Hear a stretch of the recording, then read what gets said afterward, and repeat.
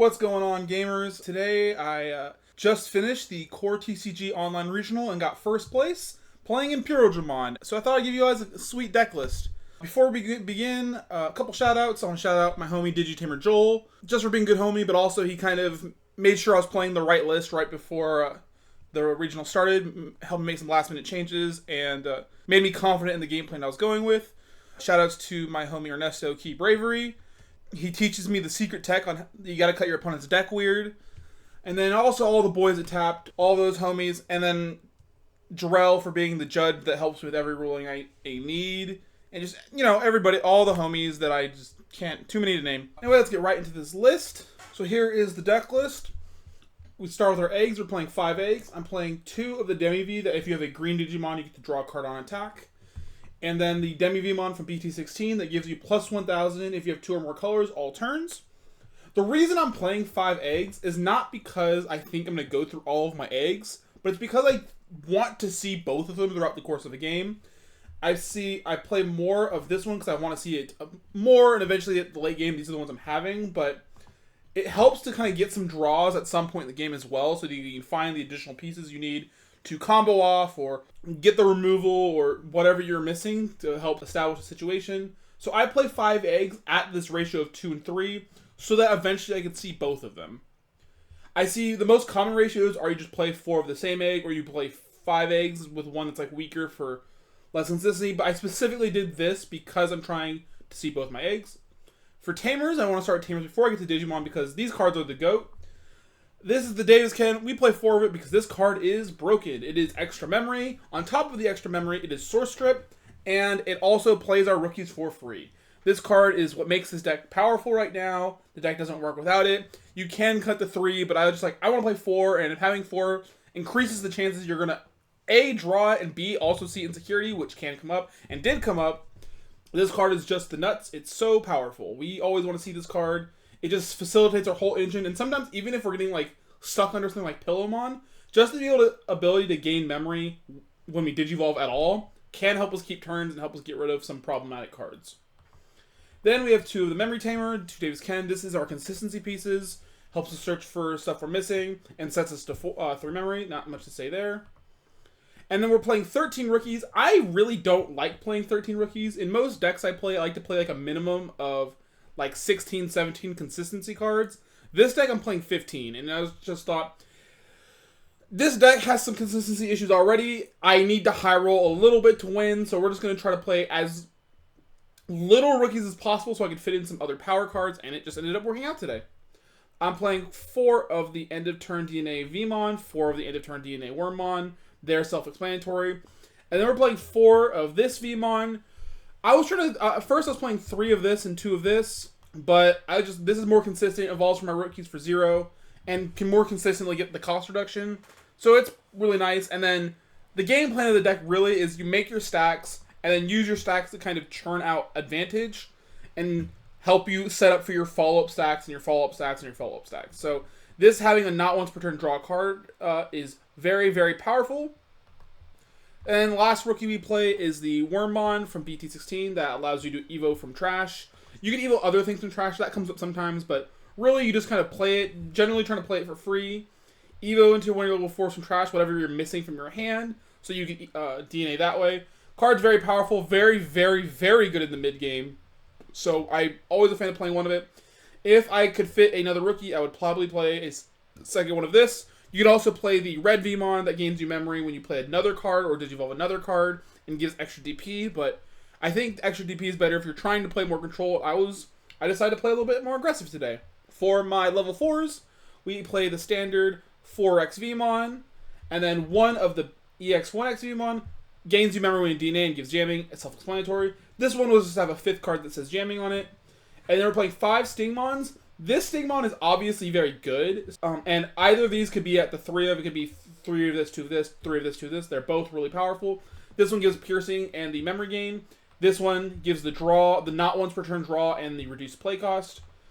Honestly, if any deck could want to play more than 50 cards, it'd be this one because there's so many cards you want just one more copy of in your deck all the time. But we're playing it like this, and it felt fine.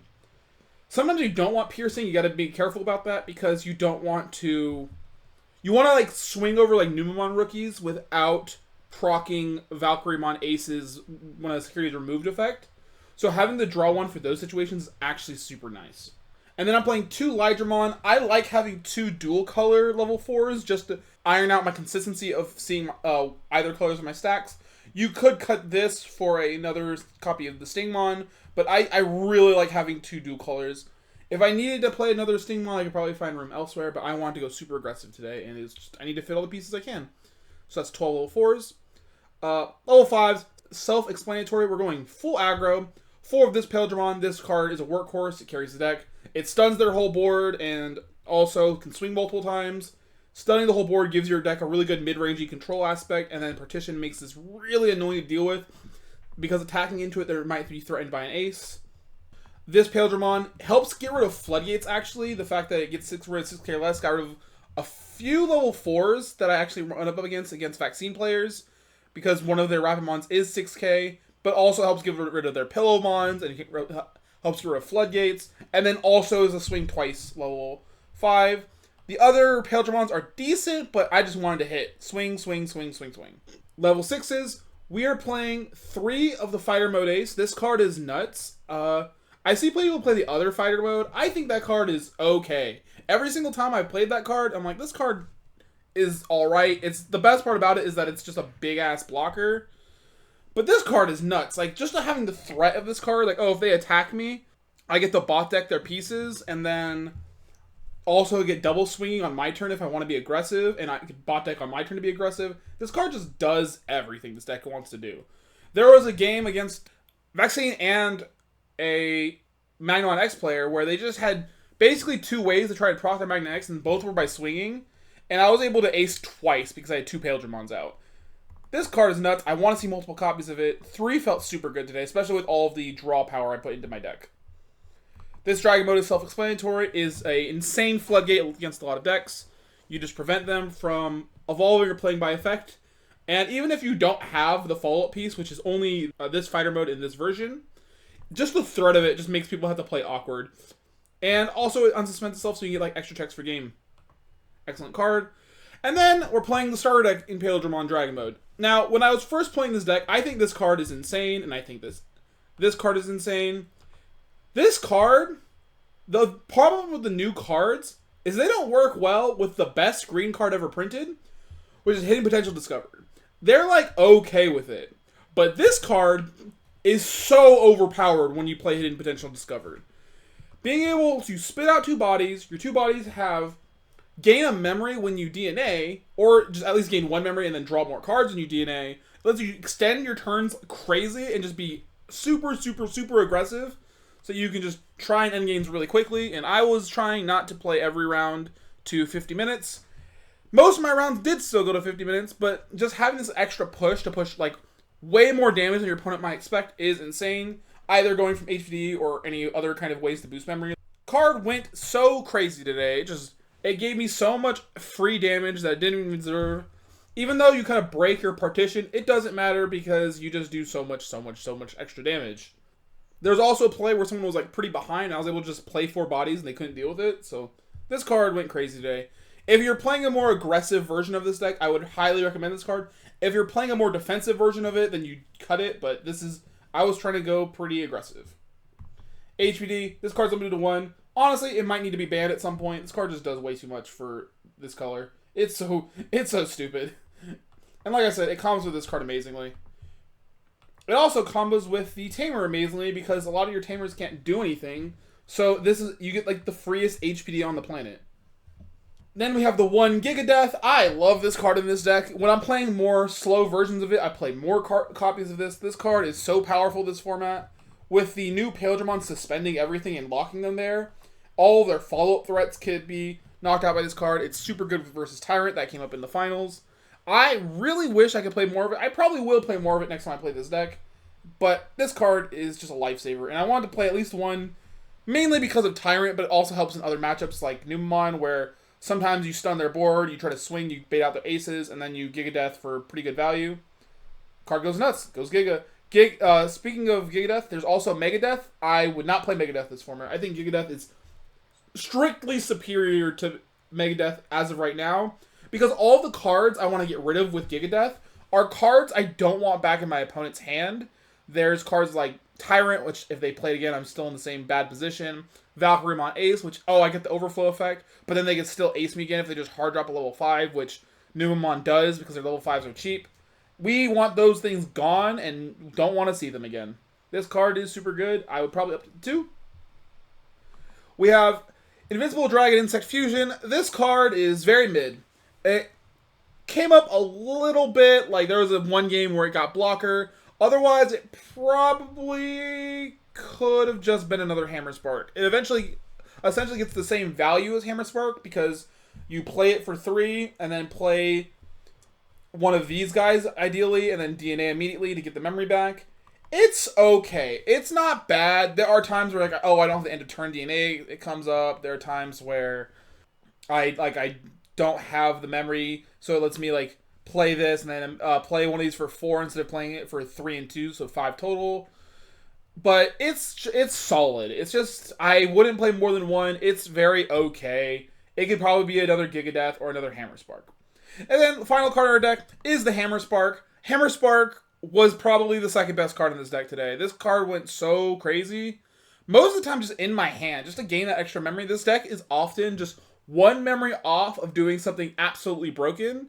So being able to push yourself to that threshold to just go off makes this card insane. You set up your fusions. Your fusions draw you a ton of cards, stun their board, wipe out stuff, deal a bunch of damage. Mostly draw cards. You get so many draw inheritables from Stingmon and the Vmon, and sometimes your Demi-V. So just having that one extra bit of gas is amazing. And then there was at least 2 times where the classic Hammer Spark steal the turn insecurity happened. That's not really why I'm playing it, but it's nice. But just that extra gas, just to win games a little bit easier, is super good. So that's the quick and dirty of the deck list. Let's go into some matchups. So we're going to quickly talk about all of my matchups today. Round 1, I played against the Belfi Apoc deck. It's basically a Belfamon mixed with an Apoclymon engine so that your Apoclymon can become invincible and then deck your opponent out. That deck is super scary. We went to game 3, and that entire deck is how fast can they find Apoclymon.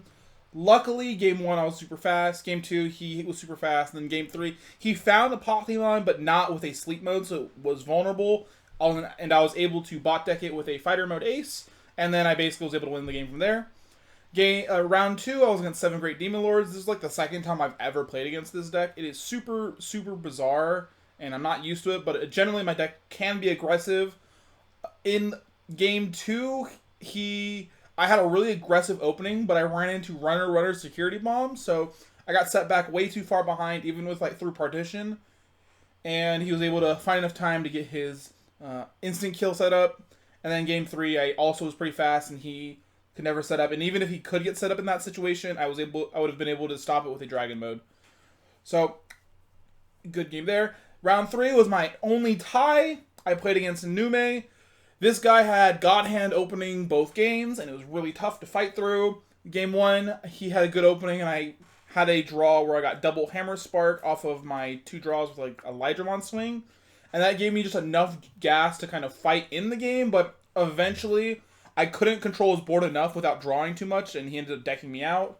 And then game 2, he had a God opening again, but then he first checked the Davis Ken, and I was all the way back in the game and was able to just establish enough pressure with the Davis Ken to build up my resources, keep answering his board, prevent him from playing. The Davis Ken's crazy. If you hit it first check, you sometimes just are you're just Thanos at that point.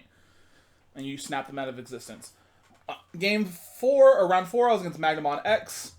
It was very close, and he made a misplay in game 3 where he had 3 bodies on board, including 2 Magnamon X's and another Magnamon.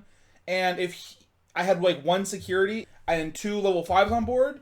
If he swung with his level 4 first, he probably would have won the game. But because he swung with one of the Magnamon X's first, I was able to ace over one of my guys, bot deck that Magnamon X, and then when he swung with the next guy, I would bot deck the other Magnamon X, so they could never proc their invincibility, and I was able to secure the game from that position. Against Vaccine, another grindy match. This match it's can I set up and play around their Pillowmons, and he never got into a situation where he can just continuously loop his Magnamon X's, and I was able to close it out. The game he beat me, he just got full control of the board, and it got to a point where I had like 2 security left, and I had gotten through a Magna X, but he Rapid X wiped my board, and I had like 15 cards in deck and with a level 4, and I'm like, I'm missing a green level 4. If I could find my green level 4, I could probably suspend both his Rapid Mons and swing for the rest of his security. But when I played out my searchers and stuff, I was 1 card away from finding my level 4. I know because I searched the top 3, didn't find it, had to hard evo into a Imperialdramon, and then the next draw was the level 4, and I just missed it, and he was able to close out that game. But like I said, I was able to close the match eventually. Round 6 against the Nubamon match. This one felt really good. This is what I call cutting your opponent's deck weird, because he had very clunky hands both games. Game 1, I had a good hand, he had a clunky hand, and I just kind of rolled him over.